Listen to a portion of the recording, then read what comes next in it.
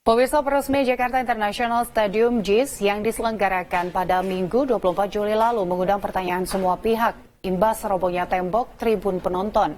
DPRD DKI Jakarta membentuk pansus untuk mengusut kejadian tersebut. Lalu siapa pihak yang patut disalahkan, penonton ataukah pemegang proyek? Saya akan membahasnya bersama dua narasumber yang telah hadir melalui Zoom saat ini.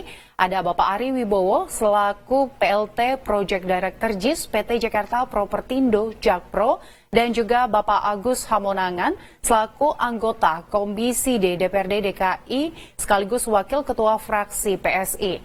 Halo Pak Agus, Pak Ari apa kabar? Halo, selamat sore. Assalamualaikum. Alhamdulillah kabar baik. Baik. Ya, sehat selalu. Ya, saya ke Pak Ari terlebih dahulu. Baik. Pak Ari? Ya. Ya, Pak Ari, ini kita ketahui bahwa kondisi saat ini adalah tembok pembatas itu sudah diperbaiki, tapi robohnya dari tembok pembatas tersebut mengundang berbagai pertanyaan dari sejumlah pihak. Ini sebenarnya penyebabnya apa, Pak? Ya, jadi begini ya, Pak ya, secara kronologis memang kemarin itu animo dan antusiasme terutama dari supporter Persija yang besar ya, karena mereka sangat antusias dengan stadion baru yang ada di Jakarta International Stadium, sekaligus menyambut saja tim kesayangan mereka Persija Jakarta, walaupun ini tajuknya acara persahabatan, namun tidak mengurangi semangat dan gerak untuk mendukung tim kesayangannya. Nah, pada saat itu mereka ya di tribun utara karena akses masuk mereka dari rem barat kemudian masuk melalui koncourse, dan memang pada waktu itu hanya pengaturan zona ya. Jadi walaupun kami untuk di Jakarta International Stadium ini sudah menerapkan standar internasional dan pengaturan single shift, namun kondisinya waktu itu ya karena antusiasme yang sangat besar, mereka sangat ingin berupaya ya mendekat ke arah lapangan, sehingga mereka mencoba untuk naik ke pagar pembatas, kemudian maju ke arah horizontal barrier. Ini yang mengakibatkan daya dukung terhadap horizontal barrier ini gagal. Yang sebenarnya ini bukan fungsi struktural yang merupakan, sedangkan di standar FIFA pun ini fungsinya sebagai rambu-rambu atau pembatas ya, untuk mengantisipasi dan mempersulit penonton yang akan masuk ke lapangan. Jadi sebenarnya untuk invasi dari supporter yang akan masuk ke lapangan. Nah, menumpuknya ini jumlah supporter pada satu sektor, akibatnya kan beban tarik ini tidak bisa mendukung ya. Jadi ada peristiwa robohnya kurang lebih sepertiga bagian di tribun 1 sisi utara, seperti yang sama-sama diceritakan ya kemarin ya pada saat grand launching Jakarta International Stadium. Baik, Pak Ari, berarti dalam artian ini penyebab robohnya itu adalah tingginya antusias penonton, banyaknya penonton yang datang pada saat itu membuat akhirnya tembok barrier itu tidak bisa menahan.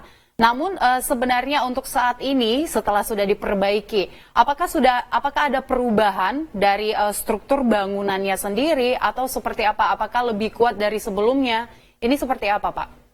Ya, sebenarnya dari sisi desain kami sudah sesuai dengan standar ya, Mbak ya, karena ini merupakan stadion standar internasional dan juga menggunakan standar SNI ya untuk baik itu untuk dari sisi kekuatan aparat untuk menopang pagar pembatas di sekeliling tribun di masing-masing tier ya National Stadium, dan upaya yang kami lakukan kemarin aksinya dengan melakukan perkuatan ya, walaupun desain kami sebenarnya sudah standar, kami juga ini kan kami uji ya dengan pembebanan kejut pada masing-masing sisi untuk memastikan bahwa yang kami bangun ini sudah sesuai dengan rencana.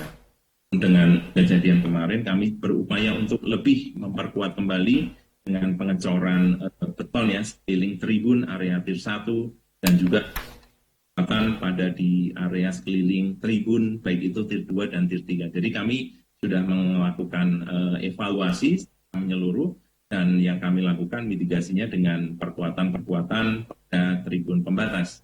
Mhm. Jadi pengecoran diperkuat lagi. Tadi Bapak juga mengatakan ini sebenarnya sudah sesuai standar. Lalu ini pada saat pembangunan apakah sama untuk bagian pengecorannya, bahan-bahannya dilakukan seperti awal pembuatan atau seperti apa, dan untuk biayanya Pak? Ini seperti apa? Bisa di-share?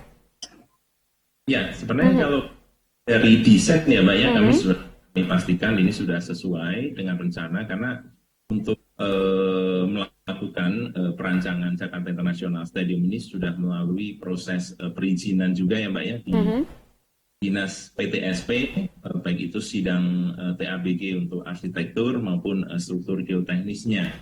Otomatis kami tunduk pada ketentuan yang ada di terutama DKI Jakarta ya, karena JIS ini dibangun di Provinsi DKI Jakarta, sekaligus aspek perencanaan mulai dari struktur bawah, arsitekturnya, itu kami pastikan sudah sesuai dengan kaidah-kaidah untuk diterbitkan izin mendirikan bangunan yang sudah kami miliki. Baik, Pak Ari, saya bergeser ke Pak Agus. Pak Agus, bagaimana tanggapan Anda dengan melihat kejadian ini? Baru saja diresmikan, tembok dari penahan barrier tribun penonton tersebut sudah roboh. Ya, terima kasih Mbak. Yang jelas, saya ingin menyampaikan sebagaimana yang sudah kami tanggapin dari fraksi PSI, bahwasannya apa yang disampaikan oleh Pak Ari tadi dari Jakpro, kami ingin menanyakan juga ya, antusiasme penonton itu kan kalau dikatakan dari jumlahnya kan kurang lebih 60 orang. Sementara kapasitas daripada JIS stadion itu hampir 100 ya, hampir 100 kurang lebih 80 lebih lah, 80 lebih. Nah ini kalau dikatakan tadi antusiasme daripada Jackmania, ya kami masih mempertanyakan juga, ya kenapa hanya dengan banyaknya 60 orang, kapasitasnya 80 orang, tetapi bisa mengakibatkan robohnya tembok tersebut. Kemudian dari segi pengamanan, kita kan sama-sama tahu kalau misalkan Gubernur Anies ingin menyampaikan bahwa JIS ini kan mahakarya. Ini kan andalan daripada Pemprov DKI Jakarta. Tapi dari segi pengamanan, sehingga mengakibatkan rubuhnya tembok tersebut, pagar tersebut, ya ini kan sesuatu yang justru menciderai apa yang beliau sampaikan. Kembali lagi, anggaran yang sudah diserap ya dalam pembangunan JIS ini, itu kurang lebih hampir 4 triliun lebih. Nah ini kan sangat menyakitkan juga bagi rakyat ya. Sementara dikatakan kebanggaan, tetapi pada saat peresmian itu ternyata ada cedera yang mengakibatkan apa yang selama ini diandalkan oleh gubernur, diandalkan oleh Pemprov DKI, ternyata di depan para penonton Jackmania sendiri, ya itu benar-benar tidak sebagaimana yang sudah disampaikan.